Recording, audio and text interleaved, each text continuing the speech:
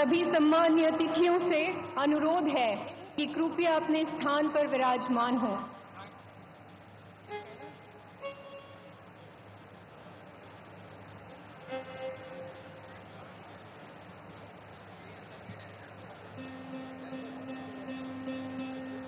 हमारे मध्य आदरणीय प्रधानमंत्री श्री नरेंद्र मोदी जी पधारे हैं। हम उनका ससम्मान और श्रद्धा से स्वागत करते हैं। संस्कृति की शिखा जले, नव चेतना का दीप जले, सेवा की इस धरती पर नई परंपरा का गीत बहे। मैं नेहा सुमित मिश्रा, IT और HR प्रबंधक, माधव नेत्रालय, आप सभी का इस ऐतिहासिक अवसर पर स्वागत करती हूँ।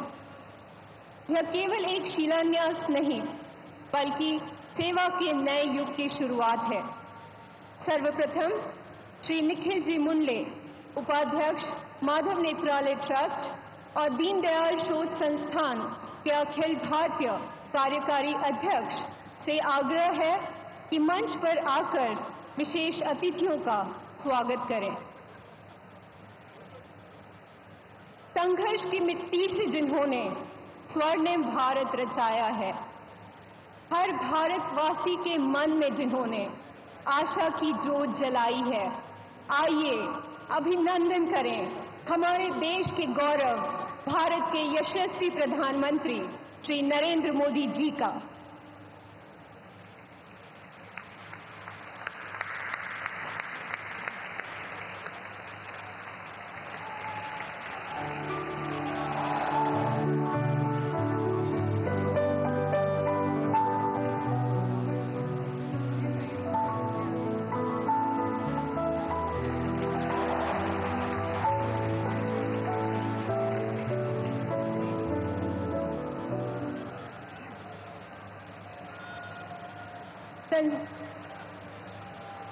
संस्कार, समर्पण और संस्कृति की ज्योत जलाने वाले, राष्ट्र को एकता की माला में पिरोने वाले, आइए वंदन करें परम पूजनीय सरसंघचालक डॉक्टर मोहन जी भागवत का।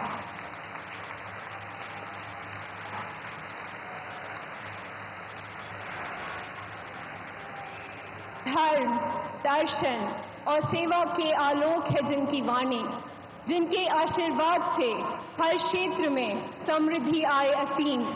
आदरपूर्वक अभिनीत करें परम पूज्य स्वामी गोविंद देवगिरी जी महाराज का।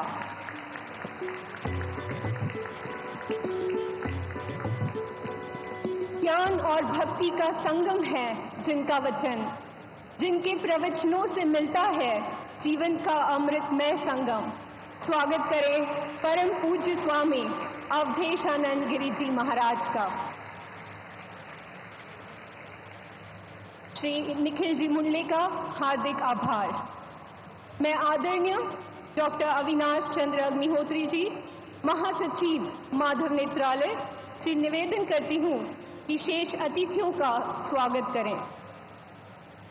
संघर्ष के अंगारों से जिन्होंने सेवा की राह बुनी, निष्ठा और कर्मठता से महाराष्ट्र की शान बनी, हमारे देवा भाव माननीय देवेंद्र फडणवीस जी का हार्दिक स्वागत।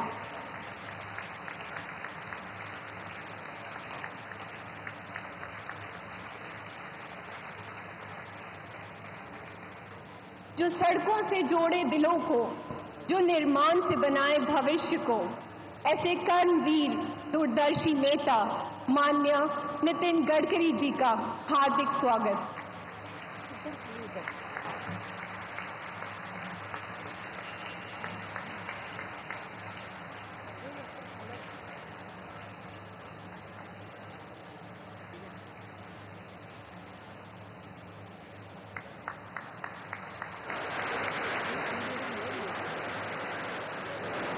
अब सुश्री मनीषा काशिकर जी और उनकी टीम माधव नेत्रालय का फूल गीत प्रस्तुत करेंगी।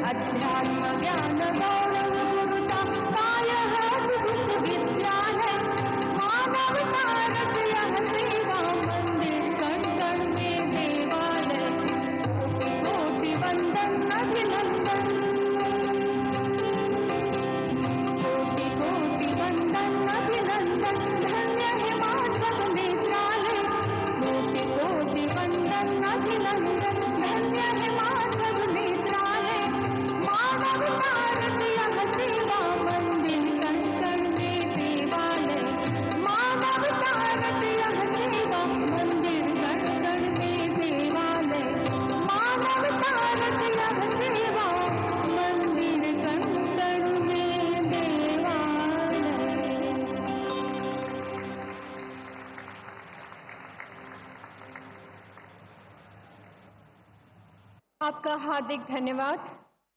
मैं डॉक्टर अविनाश चंद्र अग्निहोत्री जी से विनम्र निवेदन करती हूं कि वे अपने स्वागत शब्द प्रस्तुत करें।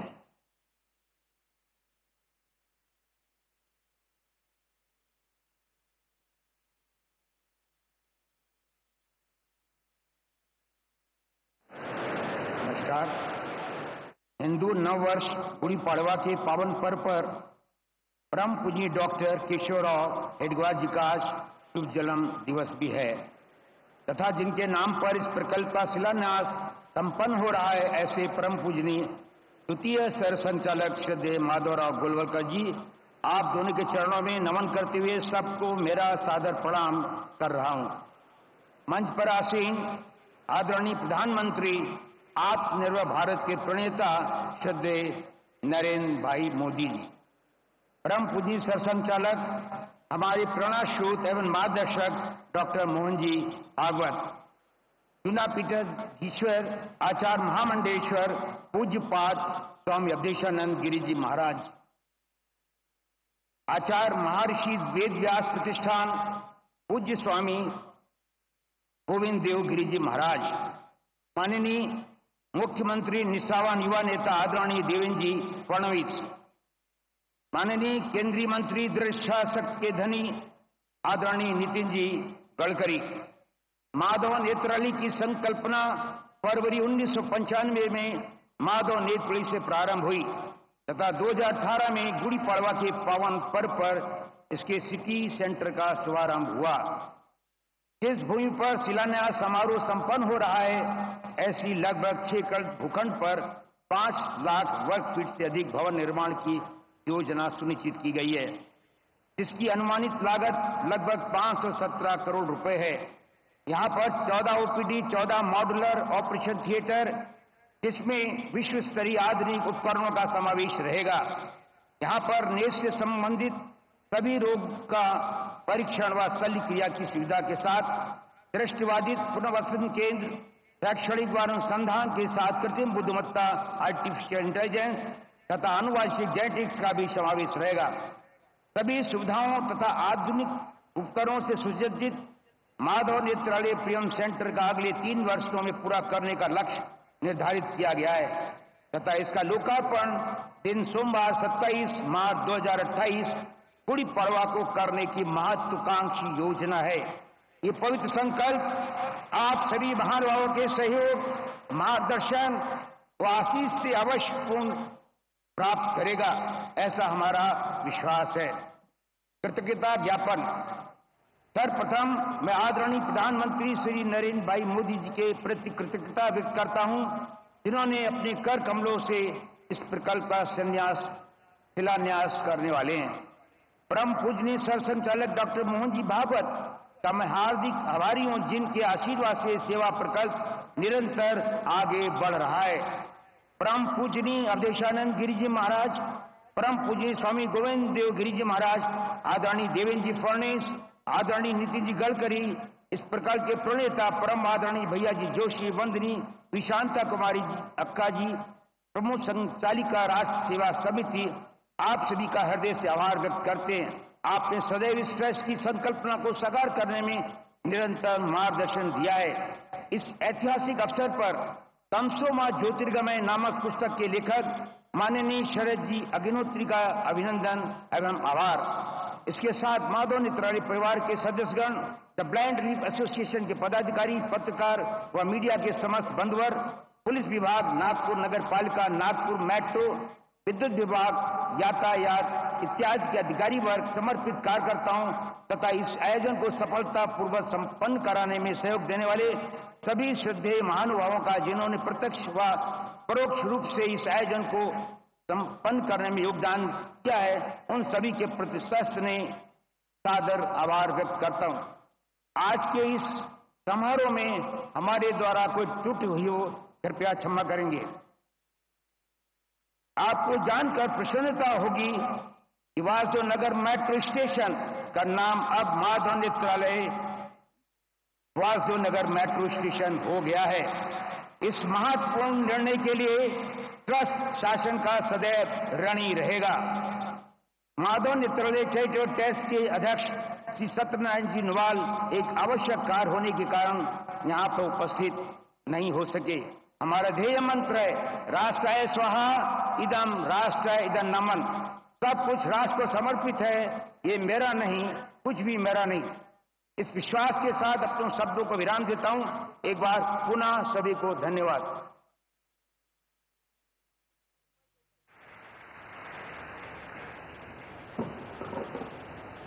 आपका हार्दिक आभार।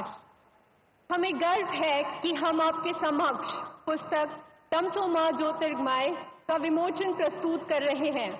यह प्रेरणादायक कृति लेखक श्री शरद जी अग्निहोत्री द्वारा रचित माधव नेत्रालय की उल्लेखनीय यात्रा को समर्पित है।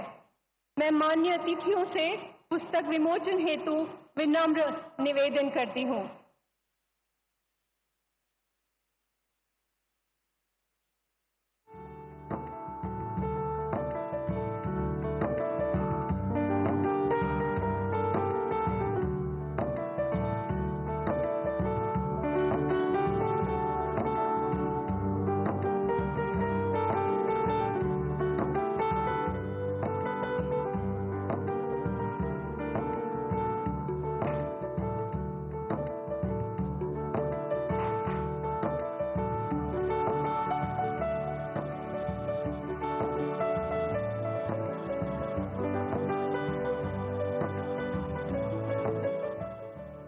सभी अतिथियों का हृदय से आभार।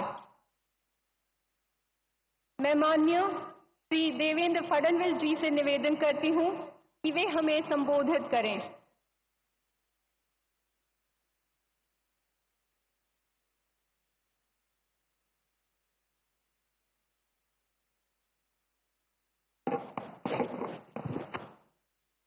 हिंदवी स्वराज के सरसंस्थापक छत्रपति शिवाजी महाराज को मैं नमन करता हूं। भारतीय राज्य घटना के शिल्पकार भारत रत्न डॉक्टर बाबा साहेब अम्बेडकर इन्हें वंदना अर्पित करता हूं। आज के माधव नेत्रालय के इस भूमि पूजन कार्यक्रम में हमारे बीच उपस्थित अखिल विश्व में भारत का परचम लहराने वाले भारत के बहुत ही यशस्वी प्रधानमंत्री आदरणीय नरेंद्र भाई मोदी जी, हम सभी के प्रेरणा स्रोत परम पूजनीय सरसंघ चालक डॉक्टर मोहन जी भागवत, हम सभी के आदरणीय भारत सरकार के मंत्री श्री नितिन जी गडकरी, मंच पर उपस्थित आशीर्वाद स्वरूप स्वामी गोविंद देव गिरी जी महाराज, आचार्य महर्षि वेदव्यास प्रतिष्ठान, स्वामी अवधेशानंद गिरी जी महाराज, पीठाधीश्वर जूना अखाड़ा, डॉक्टर अविनाश जी अग्निहोत्री, उपस्थित सभी महानुभाव, बहनों और भाइयों, सबसे पहले आप सभी को वर्ष प्रतिपदा की, नूतन वर्ष की मैं बहुत बहुत शुभकामनाएं देता हूं। और साथ साथ आज आद्य सरसंघ चालक परम पूजनीय डॉक्टर हेडगेवार जी, इनकी जयंती के निमित्त से उन्हें भी शत शत नमन करता हूं। हम सभी के लिए ये बहुत ही हर्ष की बात है कि माधव नेत्रालय का आज भूमि पूजन हो रहा है। पिछले कई वर्षों से माधव नेत्र पीढ़ी कार्य कर रही है और कई लोगों के जीवन में प्रकाश लाने का काम इस माधव नेत्र पीढ़ी के माध्यम से लगातार किया गया है। हम सभी लोग जानते हैं कि दृष्टि ये ईश्वर ने दी हुई सबसे बड़ी सौगात है और दृष्टिहीनों को दृष्टि देना, इससे और बड़ी कोई भी सेवा नहीं हो सकती। और हमारे स्वयंसेवकों ने पिछले 30 वर्षों से निरंतर ये सेवा जारी रखी है और इसमें लगातार इजाफा भी हो रहा है। जैसा हम जानते हैं कि आज देश के अंदर बहुत बड़े पैमाने पर नेत्र सेवा में कार्य की आवश्यकता है और विशेष रूप से अब जब बहुत बड़े पैमाने पर नेत्रदान होने लगा है, लोग केवल संकल्प नहीं लेते तो अपना नेत्रदान भी करते हैं।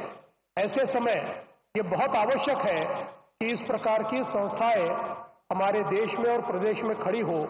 और मैं ऐसा मानता हूं कि माधव नेत्रालय ये केवल नागपुर, विदर्भ या महाराष्ट्र के लिए नहीं, तो पूरे मध्य भारत के लिए एक बहुत महत्वपूर्ण संस्था होने वाली है, जिसके कारण कई लोगों को दृष्टि दोष से मुक्ति मिलेगी, कई लोगों को दृष्टि मिलेगी, कई लोगों को ये जो भगवान ने दिया हुआ आशीर्वाद है ये प्राप्त हो पाएगा। मैं इसीलिए माधव नेत्रालय के सभी संचालकों को बहुत बहुत शुभकामनाएं देता हूं। ये ईश्वर का कार्य आपने हाथ में लिया है, इसलिए इसको निश्चित रूप से पूरा करते हुए सेवा का ये कार्य अविरत चलता रहेगा, ऐसी शुभकामनाएं देता हूं। और इस अच्छे कार्य में मुझे भी आपने सम्मिलित किया, इसलिए आपका बहुत बहुत आभार व्यक्त करता हूं। फिर एक बार हम सभी की ओर से हमारे भारत सरकार के प्रधानमंत्री और अखिल विश्व में जो सर्वाधिक लोकप्रिय नेता है, ऐसे हमारे नरेंद्र भाई मोदी जी का आप सभी की ओर से बहुत बहुत स्वागत करता हूं, अभिनंदन करता हूं और अपने शब्दों को विराम देता हूं। धन्यवाद। जय हिंद, जय महाराष्ट्र।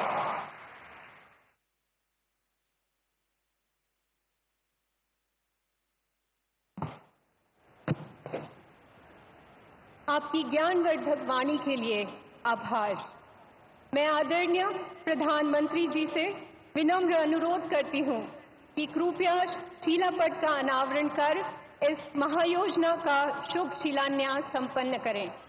इसी के साथ माधव नेत्रालय की रील प्रस्तुत की जाएगी, जो हमारी यात्रा और उपलब्धियों की झलक है।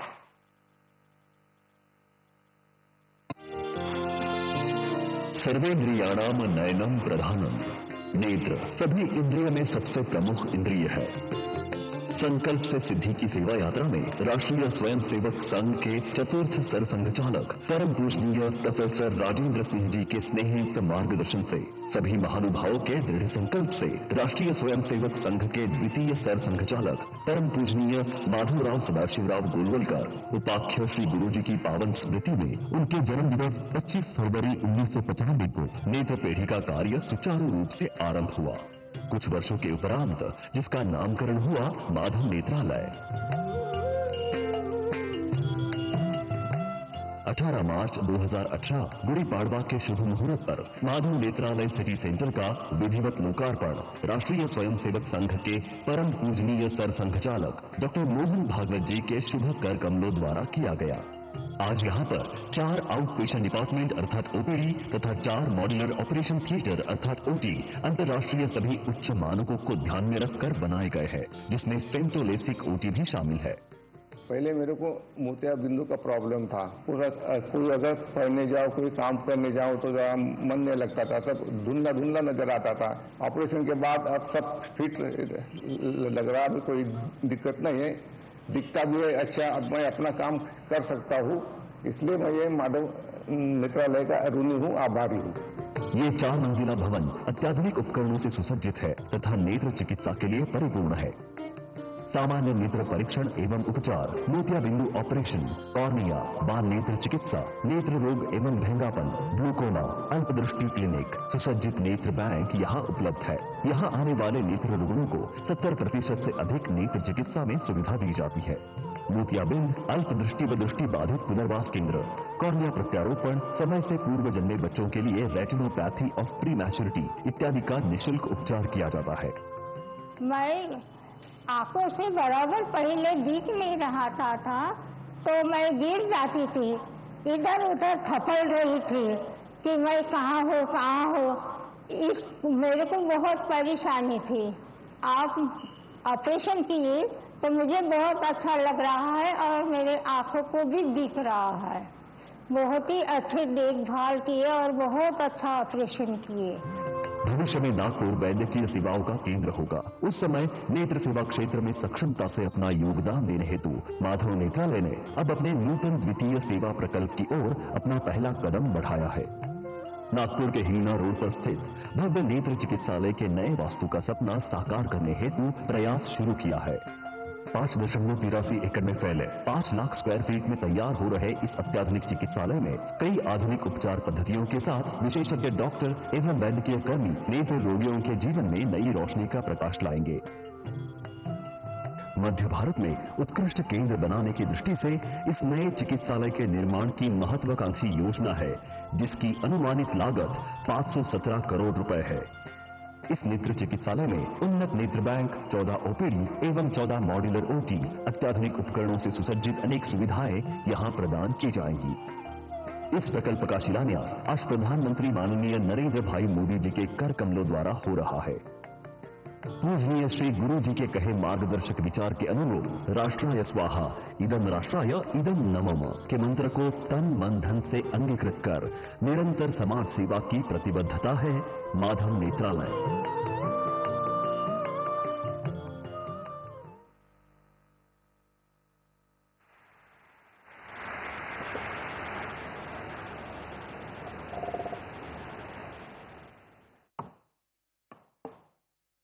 अब मैं श्रद्धेय डॉक्टर मोहन जी भागवत से आशीर्वचन हेतु विनम्र आग्रह करती हूँ।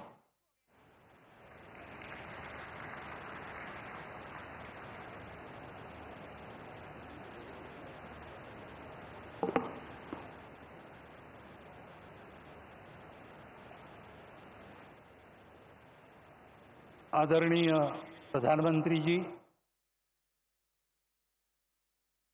पूज्य स्वामी अवधेशानंद जी महाराज, पूज्य स्वामी गोविंद गिरी जी महाराज, आदरणीय मुख्यमंत्री श्रीमान देवेंद्र जी, केंद्रीय मंत्री श्रीमान नितिन जी, माधव नेत्रालय के मंचस्थ कार्यकर्ता वृंद, उपस्थित सज्जन, माता भगिनी,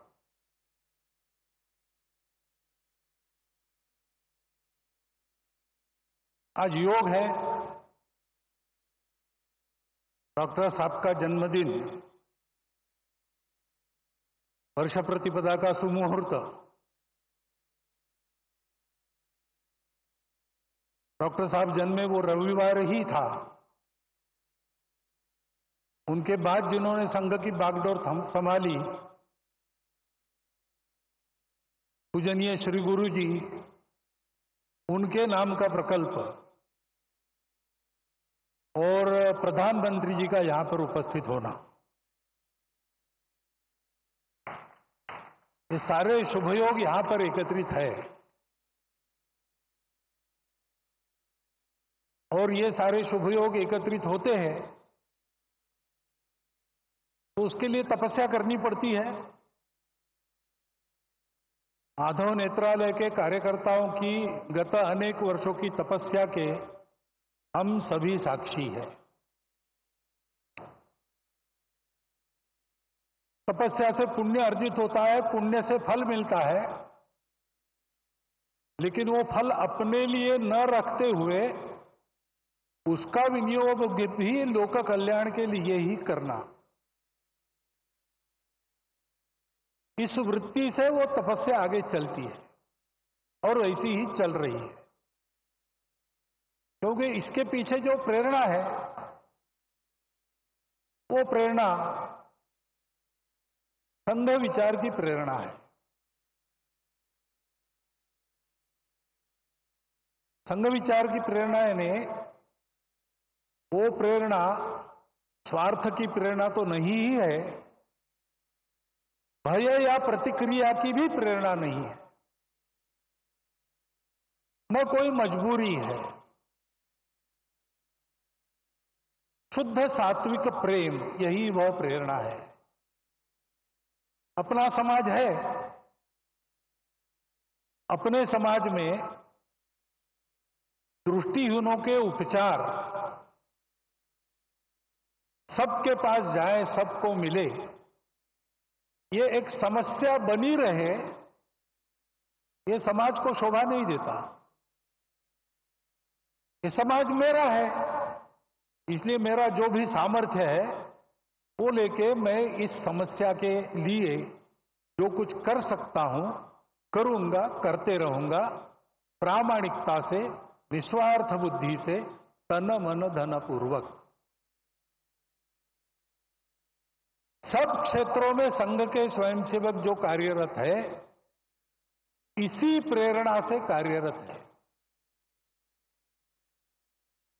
रामटेक की यात्रा में 1926 में यात्रा के सुव्यवस्थापन के लिए स्वयंसेवकों ने जो काम किया, वह भी इसी प्रेरणा से किया और आज इतने सारे क्षेत्रों में सेवा चल रही है।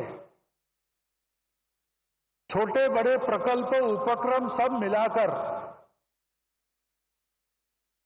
1.5 लाख के ऊपर समाज के लिए काम चलते हैं स्वयंसेवकों के, इसी प्रेरणा से चले हैं। यही प्रेरणा है वो स्वयंसेवकों को अपने लिए कुछ न चाहते हुए सबके लिए कष्ट करने की प्रेरणा देती है। बदले में कुछ भी नहीं चाहते, करते जाते हैं। ऐसी लंबी यात्रा के कारण समाज ने देखा परखा संघ के स्वयंसेवकों को और मान लिया। उसके फलस्वरूप अनुकूलता भी आई, बाधा भी दूर हुई, आगे बढ़ रहे हैं स्वयंसेवक, लेकिन ध्येय की वही दृष्टि कायम है। और ये सारे सेवा के काम दया भाव से नहीं चलते। एक तो समाज के प्रति प्रेम है और दूसरे तो वास्तव में समाज में सबको ही दृष्टि देनी है। चर्मचक्षुओं की दृष्टि से संपन्न या उससे रहित ऐसे समाज के लोग 2 प्रकार के हैं।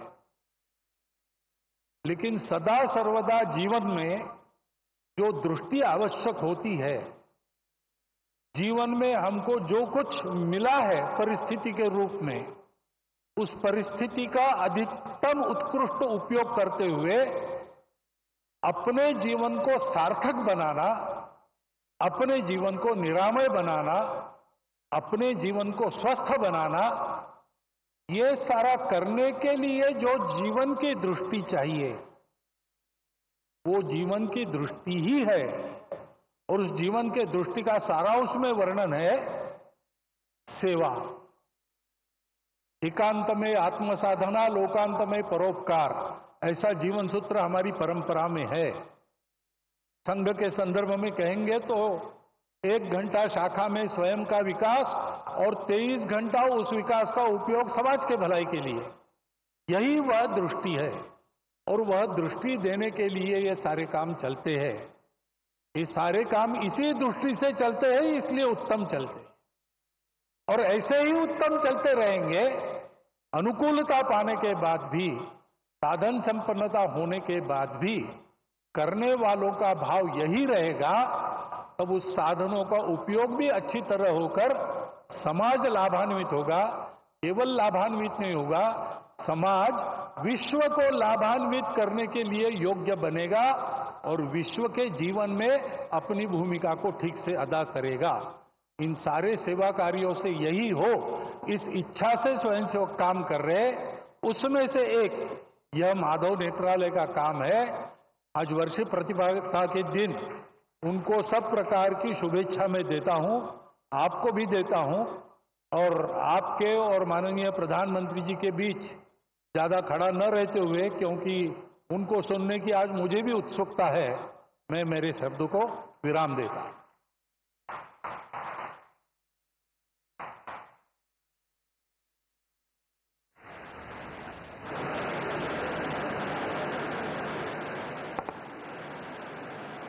आपके प्रेरणादायक संदेश के लिए सादर नमन। आदरणीय प्रधानमंत्री जी, आपसे अनुरोध है कि अपने बहुमूल्य शब्दों से हमें आशीर्वाद दें।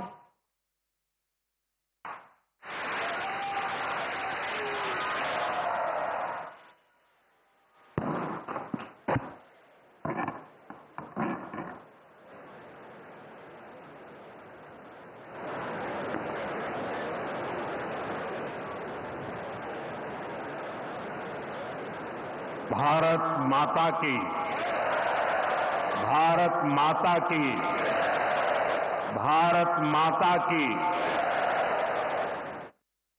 गुढीपाडव्याच्या आणि नवीन वर्षाच्या आपल्या सर्वांना अतिशय मनपूर्वक शुभेच्छा।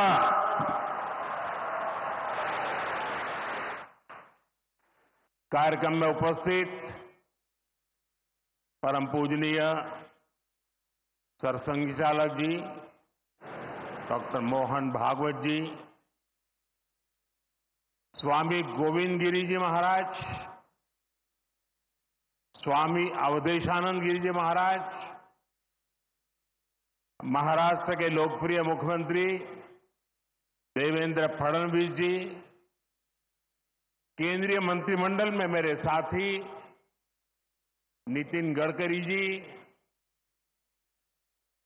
डॉक्टर अविनाश चंद्र अग्निहोत्री जी, अन्य महानुभाव और उपस्थित सभी वरिष्ठ साथी, राष्ट्र यज्ञ के इस पावन अनुष्ठान में आज मुझे यहां आने का सौभाग्य मिला है। आज चैत्र शुक्ल प्रतिपदा का ये दिन बहुत विशेष है।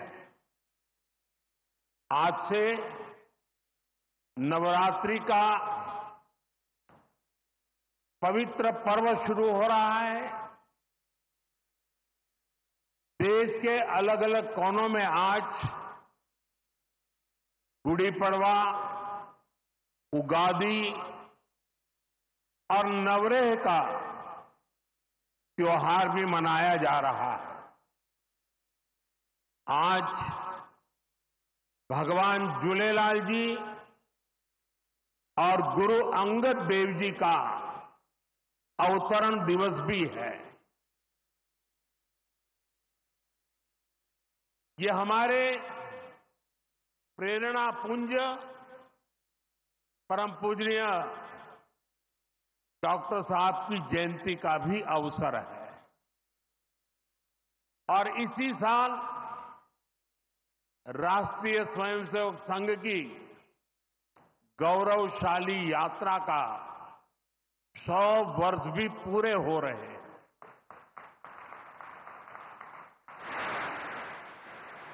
आज इस अवसर पर मुझे स्मृति मंदिर जाकर पूज्य डॉक्टर साहब और पूज्य गुरुजी को श्रद्धांजलि अर्पित करने का सौभाग्य मिला। साथियों, इसी कालखंड में हमने हमारे संविधान के 75 वर्ष का उत्सव भी मनाया है।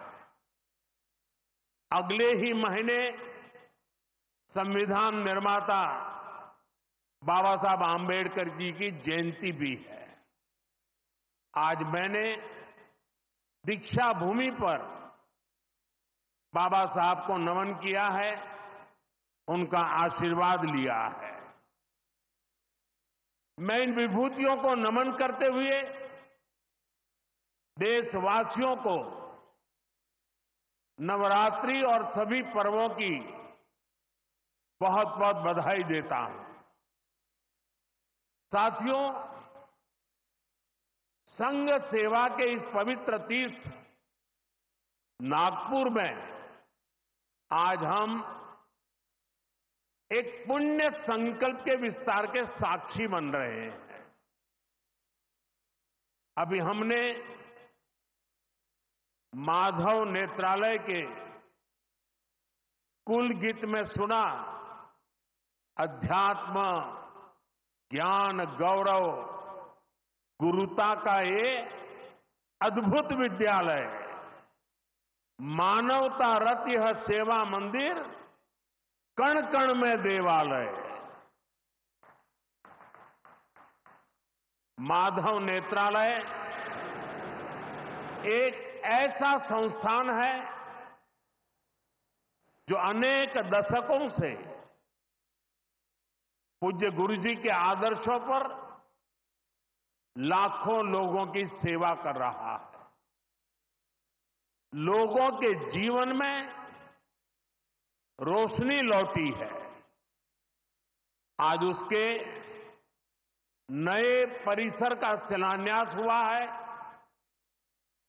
अब इस नए परिसर के बाद इन सेवा कार्यों को और ज्यादा गति मिलेगी। इससे हजारों नए लोगों के जीवन में प्रकाश फैलेगा, उनके जीवन का अंधकार भी दूर होगा। मैं इस सेवा कार्य के लिए माधव नेत्रालय से जुड़े सभी लोगों को उनके कार्य की, उनके सेवा भाव की सराहना करता हूं और मेरी तरफ से अनेक अनेक शुभकामनाएं देता हूं। साथियों, लाल किले से मैंने सबके प्रयास की बात कही थी। आज स्वास्थ्य के क्षेत्र में देश जिस तरह काम कर रहा है, माधव नेत्रालय उन प्रयासों को बढ़ा रहा है। देश के सभी नागरिकों को बेहतर स्वास्थ्य सुविधाएं मिले, यह हमारी प्राथमिकता है। देश में गरीब से गरीब को भी अच्छे से अच्छा इलाज मिले। कोई भी देशवासी जीवन जीने की गरिमा से वंचित न रहे। अपना जीवन देश के लिए दे चुके बुजुर्गों को इलाज की चिंता उनको सताती न रहे, उस परिस्थिति में उनको जीना न पड़े। और ये सरकार की नीति है। और इसलिए आयुष्मान भारत के कारण आज करोड़ों लोगों को मुफ्त इलाज की सुविधा मिल रही है। हजारों जन औषधि केंद्र देश के गरीबों को, मध्यम वर्गीय परिवारों को सस्ती दवाएं दे रहे हैं। इन दिनों देश में करीब 1,000 डायलिसिस सेंटर जो मुफ्त में डायलिसिस की सेवा का एक यज्ञ चला रहे हैं। इससे देशवासियों के हजारों करोड़ रुपए बच रहे हैं, उनको स्वास्थ्य लाभ हो रहा है।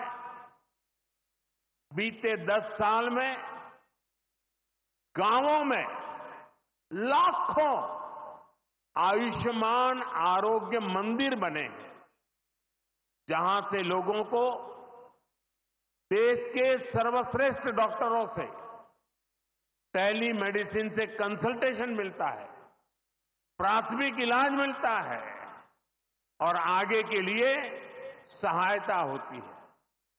उन्हें रोगों की जांच के लिए सैकड़ों किलोमीटर दूर नहीं जाना पड़ रहा।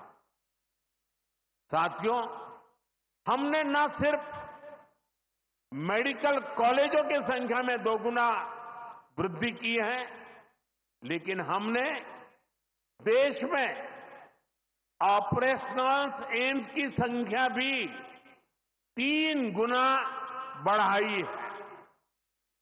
देश में मेडिकल सीट्स भी 2 गुनी हुई है। प्रयास यही है कि आने वाले समय में लोगों की सेवा के लिए ज्यादा से ज्यादा डॉक्टर्स और अच्छे डॉक्टर्स उपलब्ध हो। एक बहुत बड़ा साहसिक निर्णय हमने किया। आजादी के बाद पहली बार हुआ, इस देश का गरीब का बच्चा भी डॉक्टर बन सके, उसके सपने पूरे हो सके। इसलिए विद्यार्थियों को अपनी मातृभाषा में डॉक्टर बनने की सुविधा हमने उपलब्ध कराई। आधुनिक चिकित्सा विज्ञान से जुड़े इन प्रयासों के साथ ही देश अपने पारंपरिक ज्ञान को भी आगे बढ़ा रहा है। हमारे योग और आयुर्वेद, इन्हें भी आज पूरे विश्व में नई पहचान मिली है। भारत का सम्मान बढ़ रहा है। साथियों, किसी भी राष्ट्र का अस्तित्व पीढ़ी दर पीढ़ी उसकी संस्कृति के विस्तार, उस राष्ट्र की चेतना के विस्तार पर निर्भर करता है। हम अपने देश का इतिहास देखें तो सैकड़ों वर्षों की गुलामी, इतने आक्रमण, भारत की सामाजिक संरचना को मिटाने की इतनी क्रूर कोशिशें, लेकिन भारत की चेतना कभी समाप्त नहीं हुई। उसकी लौ जलती रही। ये कैसे हुआ? क्योंकि कठिन से कठिन दौर में भी भारत में इस चेतना को जागरूक रखने वाले नए नए सामाजिक आंदोलन होते रहे। भक्ति आंदोलन उसका ये उदाहरण, जिससे हम सब भली भांति परिचित हैं। मध्यकाल के उस कठिन कालखंड में हमारे संतों ने भक्ति के विचारों से हमारी राष्ट्रीय चेतना को नई ऊर्जा दी। गुरु नानक देव, कबीरदास, तुलसीदास, सूरदास, हमारे यहां महाराष्ट्र में संत तुकाराम, संत एकनाथ, संत नामदेव, संत ज्ञानेश्वर, ऐसे कितने ही संतों ने हमारी इस राष्ट्रीय चेतना में अपने मौलिक विचारों से प्राण फूंके। इन आंदोलनों ने भेदभाव के फंदों को तोड़कर समाज को एकता के सूत्र में जोड़ा। इसी तरह स्वामी विवेकानंद जैसे महान संत भी हुए। उन्होंने निराशा में डूब रहे समाज को झकझोरा, उसे उसके स्वरूप की याद दिलाई, उसमें आत्मविश्वास का संचार किया और हमारी राष्ट्रीय चेतना को बुझने नहीं दिया। गुलामी के आखिरी दशकों में डॉक्टर साहब और गुरुजी जैसे महान व्यक्तित्वों ने इसे नई ऊर्जा देने का काम किया। आज हम देखते हैं राष्ट्रीय चेतना के संरक्षण और संवर्धन के लिए जो विचार बीज 100 साल पहले बोला गया, वो महान वटवृक्ष के रूप में आज दुनिया के सामने है। सिद्धांत और आदर्श इस वटवृक्ष को ऊंचाई देते हैं। लाखों करोड़ों स्वयंसेवक इसकी टहनी ये कोई साधारण वटवृक्ष नहीं, राष्ट्रीय स्वयंसेवक संघ भारत की अमर संस्कृति का आधुनिक अक्षय वट है। ये अक्षय वट आज भारतीय संस्कृति को, हमारे राष्ट्र की चेतना को निरंतर ऊर्जावान बना रहा है। साथियों, आज जब हम माधव नेत्रालय के नए परिसर का काम शुरू कर रहे हैं तो दृष्टि की बात स्वाभाविक है। हमारे जीवन में दृष्टि ही हमें दिशा देती है।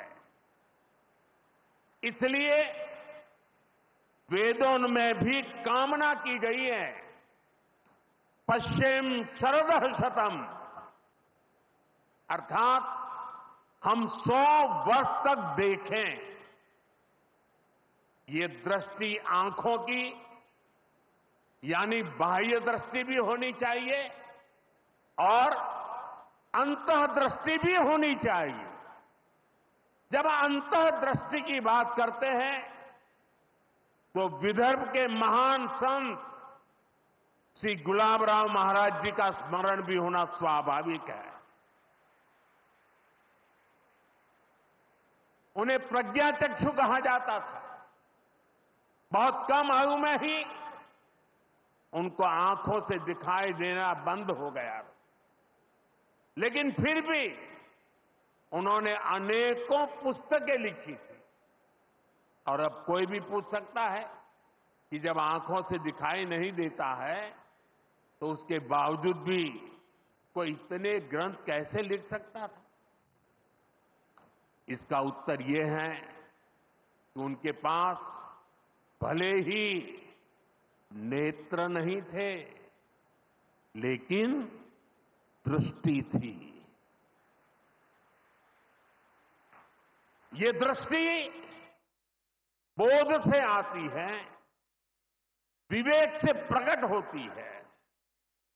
ये दृष्टि व्यक्ति के साथ ही समाज को भी बहुत शक्ति देती है। हमारा राष्ट्रीय स्वयंसेवक संघ भी एक ऐसा संस्कार यज्ञ है जो अंतःदृष्टि और बाह्य दृष्टि दोनों के लिए काम कर रहा है। बाह्य दृष्टि के रूप में हम माधव नेत्रालय को देखते हैं और अंतर्दृष्टि ने संघ को सेवा का पर्याय बना दिया है। साथियों, हमारे यहां कहा गया है, परोपकाराय फलन्ति वृक्षाः, परोपकाराय वहन्ति नद्या, परोपकाराय दुहन्ति गावः, परोपकारार्थमिदं शरीरम। हमारा शरीर परोपकार के लिए ही है, सेवा के लिए ही है। और जब ये सेवा संस्कारों में आ जाती है तो सेवा ही साधना बन जाती है। यही साधना तो हर एक स्वयंसेवक के जीवन की प्राणवायु होती है। ये सेवा संस्कार, ये साधना, ये प्राणवायु पीढ़ी दर पीढ़ी हर स्वयंसेवक को तप तपस्या के लिए प्रेरित कर रही है। ये सेवा साधना हर स्वयंसेवक को निरंतर गतिमान रखती है, उसे कभी थकने नहीं देती, कभी रुकने नहीं देती। पूज्य गुरुजी अक्सर कहा करते थे, जीवन की अवधि का नहीं, उसके उपयोगिता का महत्व होता है। हम देव से देश और राम से राष्ट्र के जीवन मंत्र लेकर के चले हैं, अपना कर्तव्य निभाते चलते हैं।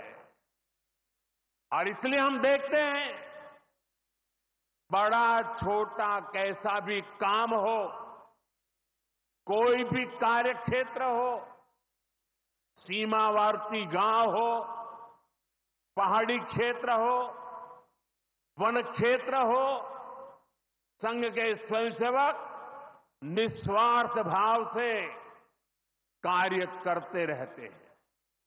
कहीं कोई वनवासी कल्याण आश्रम के कामों को उसको अपना ध्येय बना करके जुटा हुआ है, कहीं कोई एकल विद्यालय के माध्यम से आदिवासी बच्चों को पढ़ा रहा है, कहीं कोई सांस्कृतिक जागरण के मिशन में लगा हुआ है, कहीं कोई सेवा भारती से जुड़कर गरीबों वंचितों की सेवा कर रहा है। अभी हमने प्रयाग में महाकुंभ में देखा, वहां नेत्र कुंभ में कैसे स्वयंसेवकों ने लाखों लोगों की मदद की। यानी जहां सेवा कार्य वहां स्वयंसेवक। कहीं कोई आपदा आ जाए, बाढ़ की तबाही हो या भूकंप की विभीषिका हो, स्वयंसेवक एक अनुशासित सिपाही की तरह तुरंत मौके पर पहुंचते हैं। कोई अपनी परेशानी नहीं देखता, अपनी पीड़ा नहीं देखता, बस सेवा भावना से हम काम में जुट जाते हैं। हमारे तो हृदय में बसा है, सेवा है अग्निकुंड समीधा सम हम चले, देह महासागर में सरित रूप हम मिले।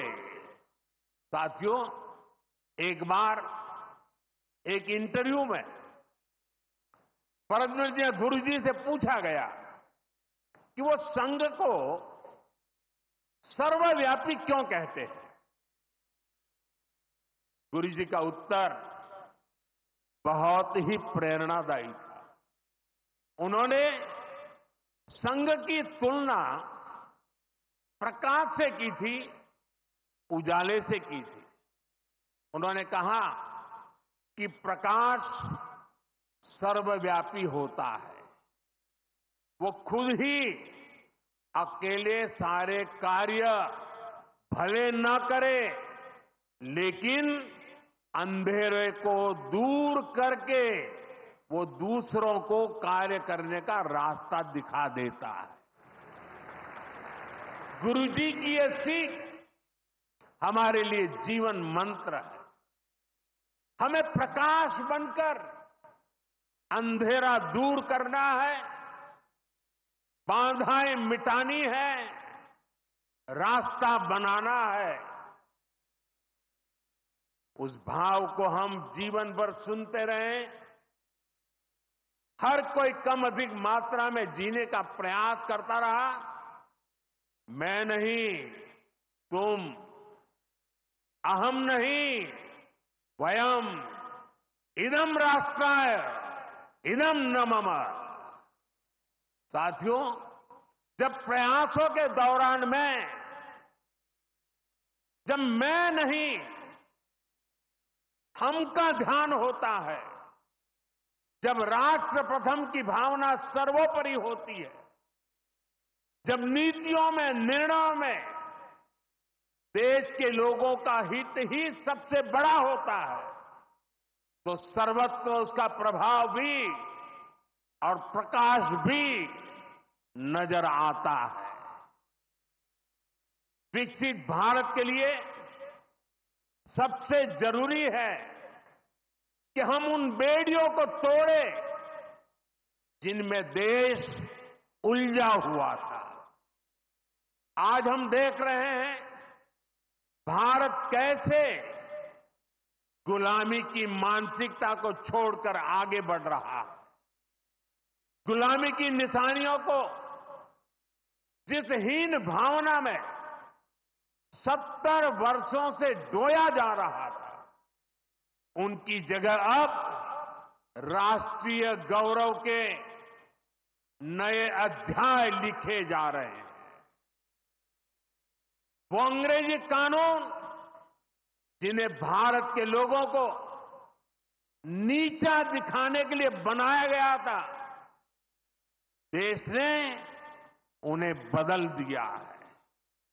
गुलामी की सोच से बनी दंड संहिता की जगह अब भारतीय न्याय संहिता लागू हुई है। हमारे लोकतंत्र के प्रांगण में अब राजपथ नहीं, कर्तव्य पथ है।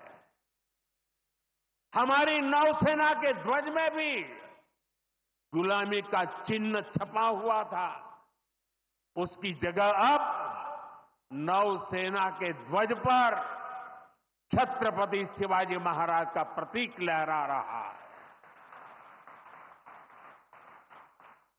अंडमान के द्वीप जहां वीर सावरकर ने राष्ट्र के लिए यातनाएं सही, जहां नेताजी सुभाष बाबू ने आजादी का बिगुल फूका, उन द्वीपों के नाम भी अब आजादी के नायकों की याद में रखे गए हैं। साथियों, वसुधैव कुटुंबकम का हमारा मंत्र आज विश्व के कोने कोने में पहुंच रहा है और दुनिया इसे हमारे कार्यों में भी देख रही है, महसूस कर रही है। जब कोविड जैसी महामारी आती है तो भारत विश्व को परिवार मानकर वैक्सीन उपलब्ध करवाता है। दुनिया में कहीं भी प्राकृतिक आपदा हो, भारत पूरे मनोयोग से सेवा के लिए खड़ा होता है। अभी आपने कल ही देखा है, म्यांमार में इतना बड़ा भूकंप आया है। भारत ऑपरेशन ब्रह्मा के तहत वहां के लोगों की मदद के लिए सबसे पहले पहुंच गया है। जब तुर्की में भूकंप आया, जब नेपाल में भूकंप आया, जब मालदीव्स में पानी का संकट आया, भारत ने मदद करने में घड़ी भर की भी देर नहीं की। युद्ध जैसे हालातों में हम दूसरे देशों से नागरिकों को भी सुरक्षित निकाल करके लाते हैं। दुनिया देख रही है, भारत आज जब प्रगति कर रहा है तो पूरे ग्लोबल साउथ की आवाज भी बन रहा है। विश्व बंधु की ये भावना हमारे ही संस्कारों का विस्तार है। साथियों, आज भारत की सबसे बड़ी पूंजी हमारा युवा है और हम देखते हैं आज भारत का युवा इतने कॉन्फिडेंस से भरा हुआ, उसकी रिस्क टेकिंग कैपेसिटी पहले के मुकाबले कई गुना बढ़ गई है।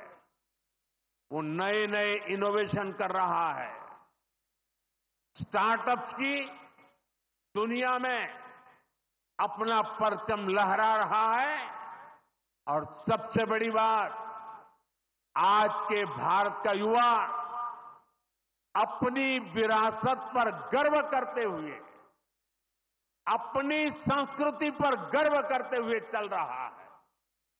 अभी हमने प्रयागराज महाकुंभ में देखा, आज की युवा पीढ़ी लाखों करोड़ों की संख्या में महाकुंभ में पहुंची और इस सनातन परंपरा से जुड़कर गौरव से भर उठी। आज भारत का युवा देश की जरूरतों को ध्यान में रखते हुए काम कर रहा है। भारत के युवाओं ने मेक इन इंडिया को सफल बनाया है। भारत का युवा लोकल के लिए वोकल हुआ है। एक जज्बा बना है, हमें देश के लिए जीना है, देश के लिए कुछ करना है।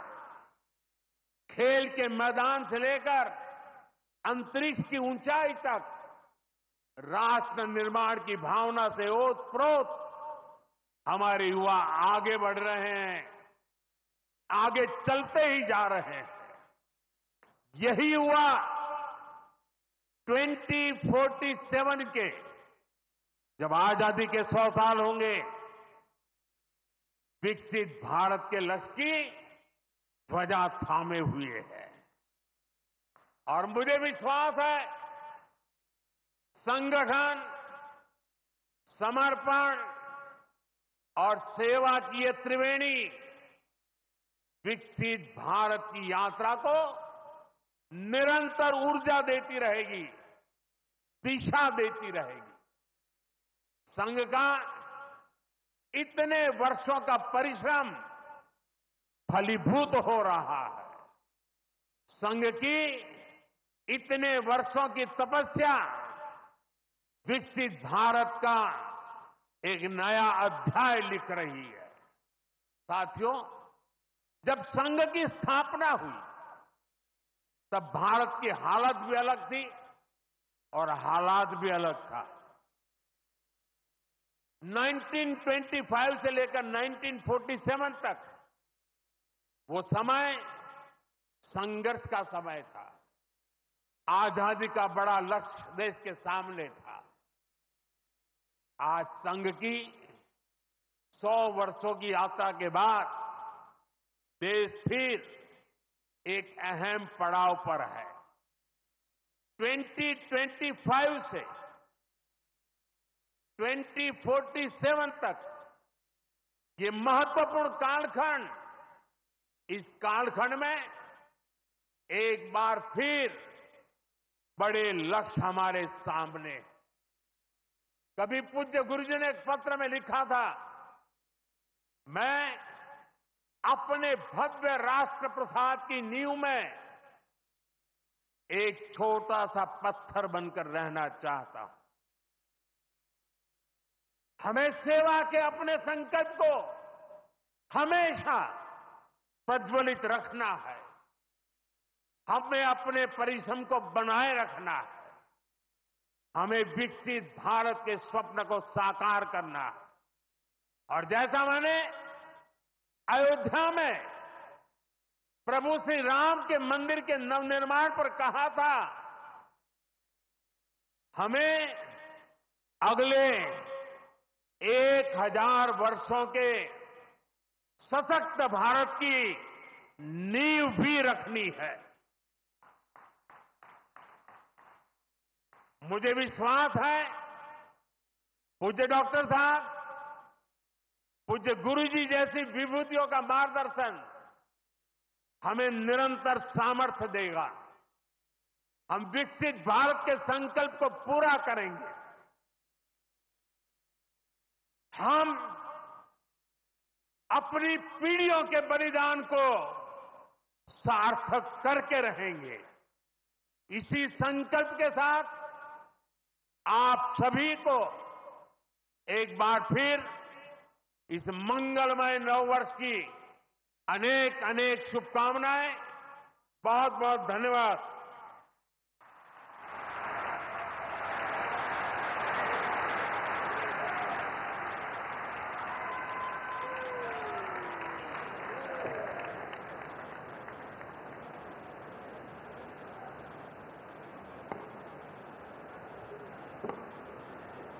हम आपके बहुमूल्य शब्दों और विचारों के लिए कृतज्ञ हैं। आइए हम सब मिलकर शांति मंत्र का उच्चारण करें और विश्व में शांति, समृद्धि एवं सद्भावना की कामना करें। सुश्री मनीषा काशिकर जी से इस हेतु अनुरोध।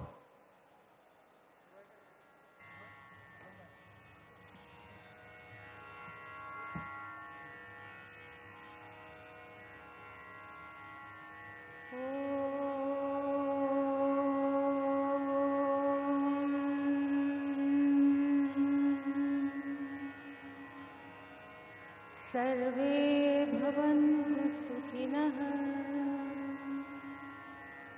सर्वे सन्तु निरामयः, सर्वे भद्राणि पश्यन्तु, मा कश्चित् दुःखभाग् भवेत्।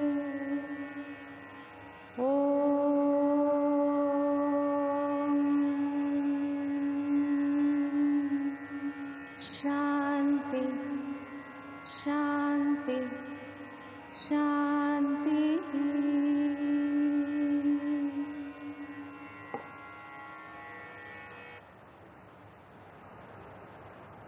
सभी अतिथियों, आयोजकों और माधव नेत्रालय परिवार का इस ऐतिहासिक अवसर को यादगार बनाने के लिए हार्दिक आभार।